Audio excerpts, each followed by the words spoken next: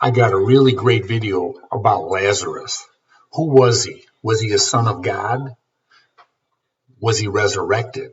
Okay, well, this is the things we need to know about Lazarus because it's very important because there's a narrative out there that they want to say that um, he was not a son of God and he was so-called resuscitated. Okay, I don't know where they get this from, but I want to show you in this book that Lazarus, according to Martha, look, he stinketh, and he had been dead for 4 days. Okay, so he was definitely dead. Okay, so people, can you, you got to look, can you, well, if you're stinking and dead for 4 days, then there's no medical personnel that's going to take you and be able to resuscitate you after 4 days. Okay, and if you want to say, well, there's the power of God. Well, the power of God that does that, it's the same power of God that resurrected Jesus after the same amount of days. That power it's resurrection is what it is. There's no verses, nothing that said anything about resuscitation. That is something that man made.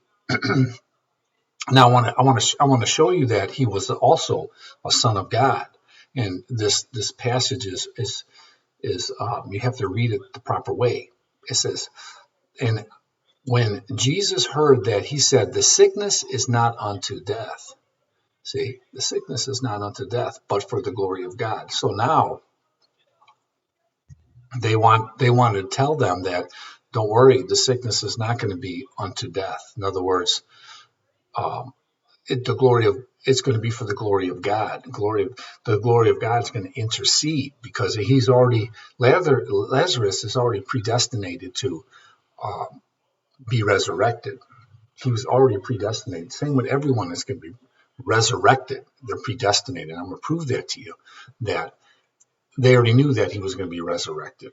Okay, so again, the sickness is not unto death, but for the glory of God, that the Son of God might be glorified. See, they think that for some reason they think this is going to be the glory of God, but they're also the Son of God might be glorified. No, the person that's going to be glorified, the one that gets the glorification is going to be the Son of God. But this Son of God is Lazarus. He is the Son of God that's going to be resurrected.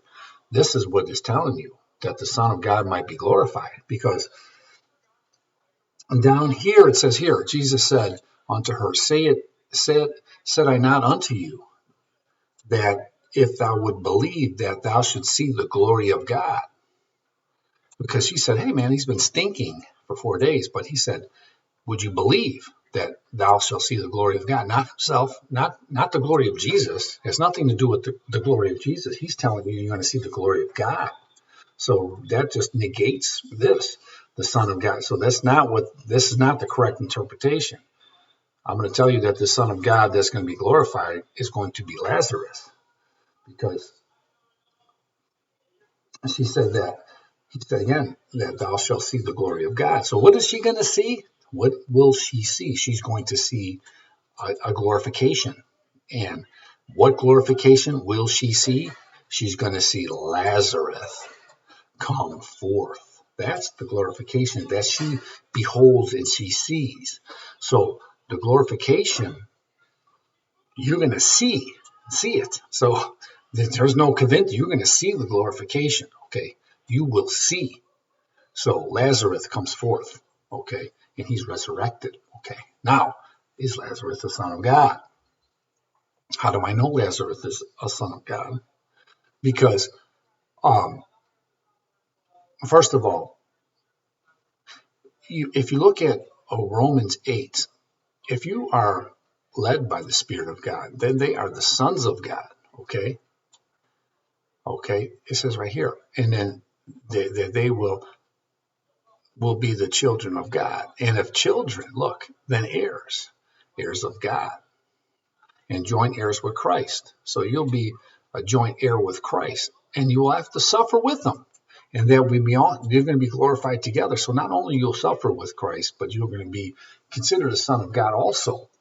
You will be considered a son of God. Okay, and you'll be joint heirs with Christ. And it was because you'll be led by the Spirit of God right here. See it? But now he you come down here, right here. I want you to see something here, and I want you to know that this has something to do with Lazarus too. And we know all things work together for good to them that love God, okay, to them that are called according to his purpose, for whom he did foreknow, right here. Foreknow, he also did predestinate to be conformed to the image of the Son, right here. So he foreknew, and he also predestinated to be conformed to the image of his Son. Okay, you know who he's talking about, that he might be the firstborn among many brethren. So even though he was already conformed, he knew he was the first that had to conform to this image. He was the first. He wasn't the first.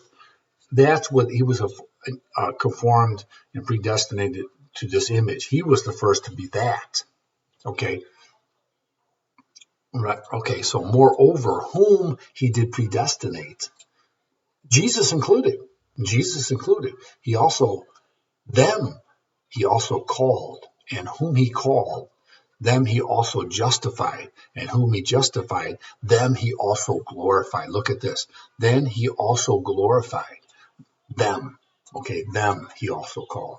So these are them, and they're all predestinated. Okay, he knows who they're going to be. He knows they're going to be glorified. They're predestinated, and they will be glorified. See, they will be glorified. So who's going to be glorified? They will be glorified. Okay, so if you go back to John, okay, when he says here, for the glory of God, that the Son of God might be glorified. So there's more than them. There's more than what this Son of God happens to be. Lazarus.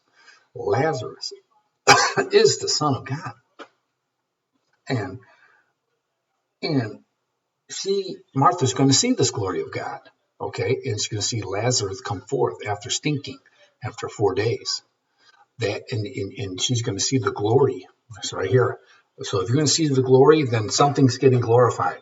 So who is getting glorified? She's going to behold it. She's not going to behold Jesus. She's going to behold the glory of the God, the Father. She's going to behold that glory, and the glory is going to be Lazarus coming forth. So she's going to see the glory. Something's going to get glorified, and that's going to be Lazarus. Lazarus gets glorified. Now, people ask, oh, Lazarus died again.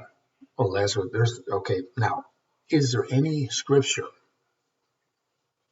that shows Lazarus would be dead again, that would die again? No, there's no scripture that says Lazarus died again.